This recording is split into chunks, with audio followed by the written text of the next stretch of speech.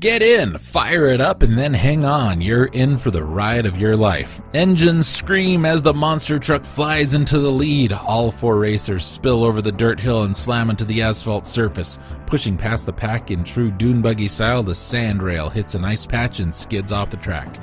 The Eurocar crashes through an open hole, but not before dropping off a few mines to slow down any slipstreamers, and the race has just begun. Interplay Productions introduces super high-resolution graphics in a radical racing action game.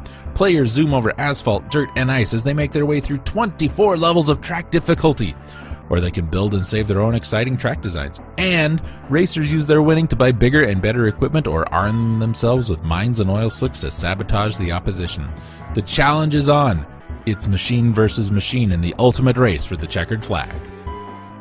Customize your own cars with bombs, oil, armor, and much more. Work your way through a circuit of over 120 tracks, or create your own raceway complete with dirt, ice, pavement, and multi-level jumps. Special split screen allows for 1 or 2 players, 4 times normal resolution, real car sounds. And this is RPM Racing, or Radical Psycho Machine Racing, from Silicon and Synapse and Interplay in 1991. And with a name like Radical Psycho Machine Racing, this has got to be pretty great, right? No. We have no real reception data. GameFAQs gave it 2.7. I don't care for racing games, as we've talked about before. Of the racing games I have played so far for the show, this one is the worst. It doesn't control really well. It doesn't feel really well. It's a successful remake of the Commodore 64 Racing Destruction set, which was also developed by Electronic Arts, and claims to be the first all-American developed game for the Super Nintendo Entertainment System. We play in a regular season, single race, or create a course. The course is going to be straight, oval, curvy, or hilly and unpredictable. We get money and a chance to score their initials for the fastest time. It was developed using the Sluggo development system created by Rebecca Heinemann and her partner, which allowed uploading of bin files to a device that emulated the cartridge for the SNES. The system did not include step-through or trace functionality. RPM was programmed in 65.816 assembly language using a cross-compiler on an IBM computer. That's interesting, right? Who knows what that means? Raise your hand. That's what I thought.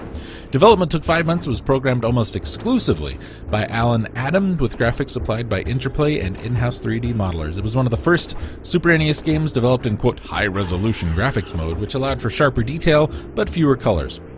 While the high resolution gave finer detail, it severely limited the number of colors and amount of unique graphics that could be displayed on the SNES video memory. Due to this, the sequel, Rock and Roll Racing, was developed in lower resolution graphics, which allowed for much more vibrant colors and detail. The logic engine and track editor for RPM were ported to an older EA Racing title, Racing Destruction set. The 6502 assembly code was modified for 16-bit, but otherwise left mostly intact. How about that? Look, this game is not great. If you want to play a good racing game and you kind of like this aspect of it, RC Pro-Am for the NES literally runs circles around this game.